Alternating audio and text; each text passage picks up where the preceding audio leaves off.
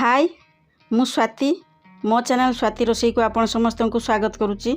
आज आमर रेसिपी है पालंग पनीर। आज आम पालंग पनीर प्रस्तुत करने जाऊँ। तापाई आमर छात बगीचा को आसचु। आमर बगीचार बहुत सुंदर भाव में पालंग सागटी होता। साग देखा मात्रे ही रेसिपीटा मो मन को आसला। बर्तमान कौन करुचु ना आमर तेजपत्र भी आम बगीचार होता ताको आम छिंडेकी नहीं कि आसिलु। पालंग शाग को भल से आम धोई नहीं आग सबुतक शाग को धोई नेलु। तापर आम टिके चुना चुना करी काटी नौचु। चुना चुना करी काटी नेले आमको सिझाई बहुत सुविधा हे, जल्दी से सिझीज। तेणु आम शाग सब काटी नेलु। बाकी आमर सब सामान पत्र आम रेडी करी नहींचु। देले कौन हम ना आम जिते रेसिपी स्टार्ट करूँ आमको सुविधा हे। आम ये मसला आमर रेडी करूँ तापाई सब नहीं जाइचु। ता सांग को आमर पनीर दरकार कहीं ये आमर पालंग पनीर प्रस्तुत करूँ। आउ बसा दही आम नहीं कि आसचु। प्रथमे तो कौन करूँ आम यहाँ चुली रे प्रस्तुत करुचु। पानी देदेलु। तापर आमर जो पालंग शाग को आम से सिझेबू। अल्प टिके आम शाग को सिझेदेबू। लुण देदेलु।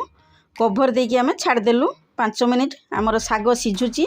एबे कौन करूँ आम ना पनीर जो आम नहींचु ताकू आम छोट छोट क्यूब साइज रे काटी नेबू। छोट छोट क्यूब रे काटिले कौन हम ना बहुत सहजरे सुविधार आमर पनीरटा बनिबो, भल भी देखा जीवो।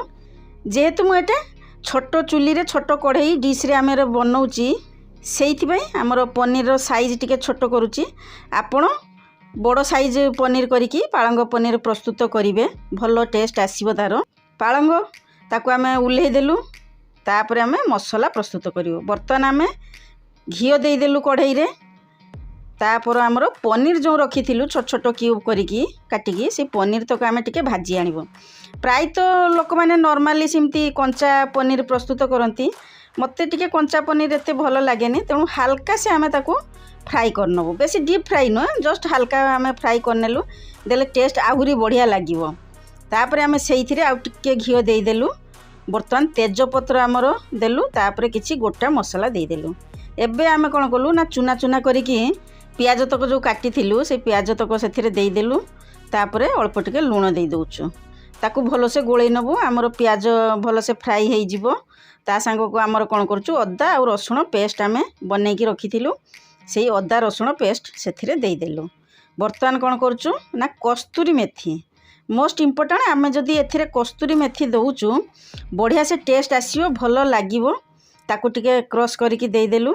बर्तमान हल्दी पाउडर देदेलु। तापर आमर लंका गुंड देलु।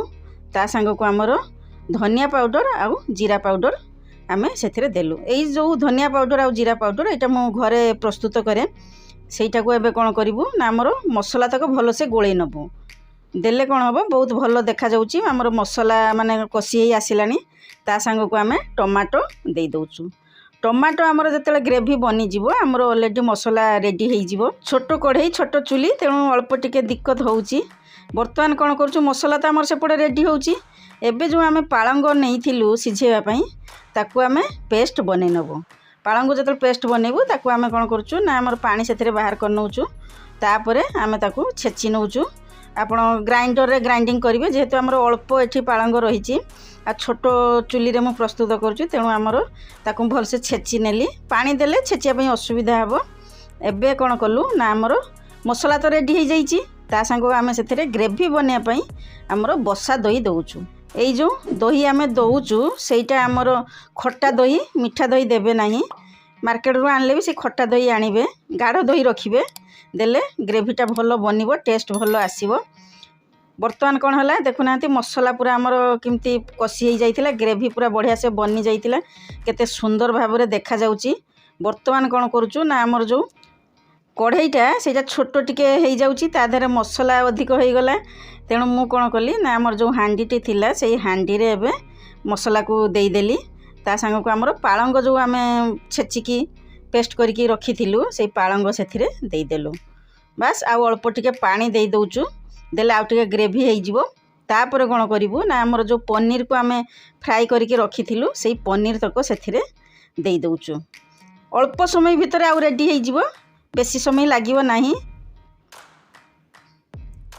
ता सांग को गरम मसला पाउडर आमे पनीर मसला एठी टिके नहींचु ताकू आमे देदेलु। बर्तमान भलसे आउ गोले नबू अल्प समय भितर रेडी हो एबे फुट खाली आसवार डेरी अच्छी। केते सुंदर भाव में आमर ये रेसिपीटा को ट्राई कलु आपण मानकु निश्चय पसंद आसियो। आपण माने थरुटे ये रेसिपीटा को ट्राई करंतु। बर्तमान कौन करुचु ना आमे टिके अमूल बटर सेथिरा आउ टिके देदेलु। बास रेडी हो गला आमर पालंग पनीर। थरुटे एमिति रेसिपी ट्राई करके देखंतु आपन को एते पसंद आसीबो आपण विश्वास भी करि परिबे नाही। मु जेमितिका बतैली सेमितिका हिसाब रे आपण बनेइबे। बर्तमान आमर पनीर रेडी हो गला।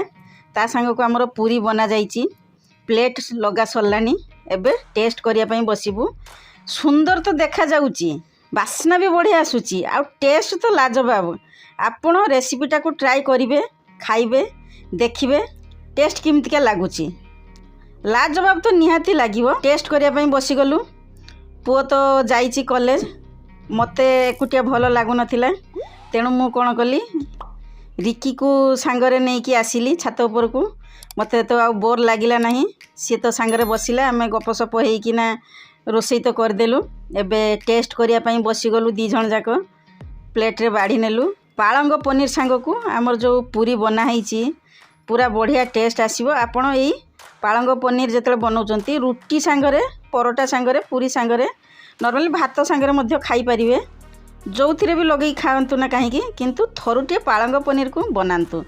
देखिए केते सुंदर ये रेसिपीटा, पूरा बढ़िया टेस्ट, पूरा लाजवाब। जदि प्रथम करी मोर वीडियो रे रहउचंती ताहले मो चैनल को सब्सक्राइब करनियंतु। साइड रे थिबा बेल आइकन को प्रेस करिया पई जम्मारू भी भूलिबे नाही। मु जतेबेले नुआ नुआ रेसिपी छाड़बी आपण मानकु सब नोटिफिकेशन मिल जिवो। कमेंट सेक्शन में जनइबे मोर एई पालंग पनीर रेसिपीटा आपण को केमिति लागिला। ज़्यादा से ज़्यादा शेयर करिवे। जदि भिडियोटी पसंद आछि ताहले लाइक करनियंतु। निश्चय कमेंट रे जनइबे आपन को केमिति लागिला मोर एई पालंग पनीर रेसिपीटा। पालंग पनीर रेसिपीटा को ट्राई करिया पे आपन को किछि असुविधा हबो नाही। काहे कि ना मार्केट रे आपन पनीर भी पाई परिबे, पालंग मध्य पाई परिबे। नुआ रेसिपी नै आपन मानक पाखको आसीबी। मोर जो एई प्रयास सब बेले जारी रहिथिबो। वर्तमान रहिली। Bye bye.